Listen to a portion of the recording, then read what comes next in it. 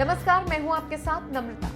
बिहार कभी शिक्षा का केंद्र रहे इस राज्य में आज हालात ये हैं कि इसकी गिनती देश के सबसे खराब शिक्षा व्यवस्थाओं वाले राज्यों में होती है। लेकिन बावजूद इसके बात जब सबसे ज्यादा आईएएस देने की होती है तो इस लिस्ट में सबसे ऊपर जो नाम आता है वो बिहार का ही है।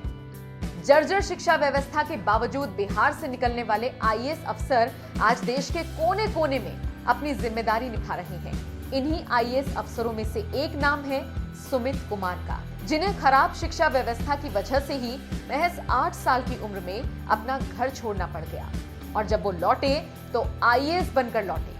आज हम आपको इसी आईएएस अफसर की सफलता की कहानी के बारे में बताएंगे।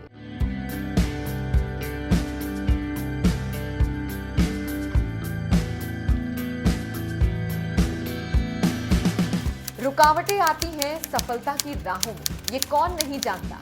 फिर भी वो मंजिल पा ही लेता है जो हार नहीं मानता। बिहार के जमुई के रहने वाले सुमित कुमार की भी कुछ यही कहानी है। सुमित कुमार उसी बिहार से आते हैं जिसके बारे में कहते हैं कि देश की सबसे कठिन परीक्षा मानी जाने वाली यूपीएससी के जब भी नतीजे आते हैं तो उसमें बिहार के युवाओं का एक तरफा दबदबा रहता है। लेकिन इसी बिहार का दूसरा पहलू ये है कि यहाँ की बोर्ड परीक्षाओं में नकल की खबरें राष्ट्रीय सुर्खियां बटोरती हैं और किस तरह से फर्जी टॉपर तक बना दिए जाते हैं, ये बात भी पूरा देश जानता है।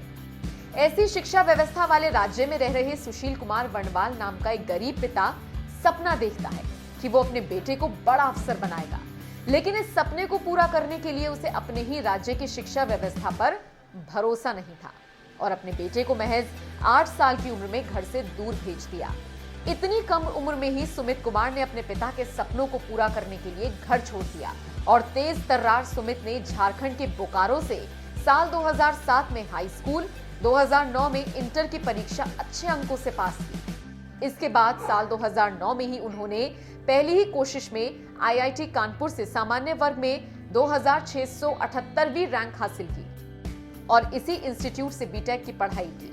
बीटेक करने के बाद सुमित ने एक वायर कंपनी में काम किया, लेकिन उनके दिलो दिमाग में तो सिविल सर्विसेज की परीक्षा पास करने की धुन सवार थी। इसीलिए उन्होंने यूपीएससी क्रैक करने के लिए जबरदस्त मेहनत की और साल 2017 में उन्होंने 493वीं रैंक के साथ यूपीएससी की परीक्षा पास की। सुमित को डिफेंस कैडर मिला था, लेकिन इस रैंक में सुमित का मन नहीं भरा। उन्होंने तय किया कि वो फिर से यूपीएससी की परीक्षा देंगे। इसके बाद साल 2018 में उन्होंने दोबारा से यूपीएससी की परीक्षा दी। इस बार तो मानो उन्होंने इतिहास ही रच दिया और देश भर में 53वीं रैंक हासिल की। सुमित कुमार से इंटरव्यू के दौरान उनके जिले से जुड़ा सवाल पूछा गया था। उनसे पूछा गया था कि जमुई संसाधनों से समृद्ध इलाका है, लेकिन वहां इंडस्ट्री स्थापित नहीं हो पा रही है, कारण बताओ। सुमित ने कहा, यहाँ ट्रांसपोर्टेशन नहीं है, कोई पोर्ट आसपास नहीं है, यहाँ के लोग कच्चा माल बेचकर पैसे कमाते हैं लेकिन तैयार माल नहीं बनाते हैं। इसके अलावा नक्सलवाद भी एक समस्या है। जब तक कानून व्यवस्था ठीक नहीं होगी तब तक इंडस्ट्री फल फूल नहीं सकती।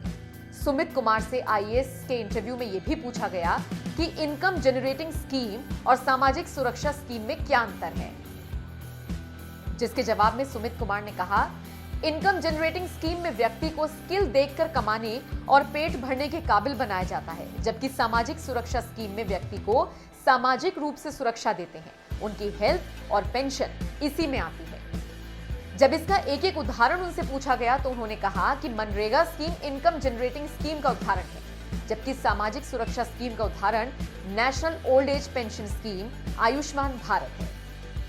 आईएएस के इंटरव्यू में सफल होने के बाद सुमित कुमार को ट्रेनिंग के लिए मसूरी के लाल बहादुर शास्त्री प्रशासनिक एकेडमी भेजा गया। ट्रेनिंग खत्म होने के बाद उन्हें उनके होम कैडर यानी कि बिहार भेज दिया गया। ट्रेनिंग के तौर पर उनकी पहली पोस्टिंग मुख्यमंत्री नीतीश कुमार की गृह जिले नालंदा में हुई।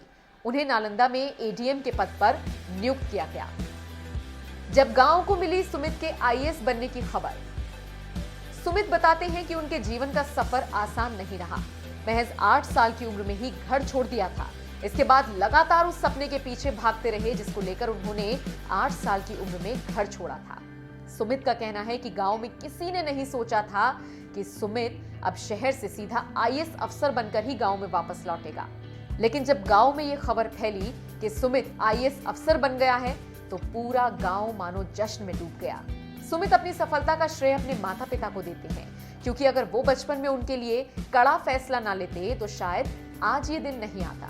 जिस यूपीएससी की परीक्षा को पास करने के लिए छात्र जी तोड़ मेहनत करते हैं, उस यूपीएससी परीक्षा को एक नहीं 2-2 बार पास करने वाले आईएएस सुमित कुमार तैयारी करने वाले युवाओं को सफलता के टिप्स देते हुए कहते हैं कि इस बात में कोई दो राय नहीं कि ये बेहद कठिन परीक्षा है, लेकिन अगर हम सही रणनीति के साथ मेहनत करें तो इस परीक्षा को हम आराम से पास कर सकते हैं। इसके लिए आप लगातार बदलते परीक्षा पैटर्न को देखते रहें। साक्षात्कार के दौरान ज्यादातर सवाल करंट अफेयर से जुड़े पूछे जाते हैं। ऐसे में देश दुनिया में लगातार घट रही घटनाओं पर पैनी नजर रखें। साथ ही कोई समाचार पत्र या मैगजीन नियमित रूप से पढ़ें।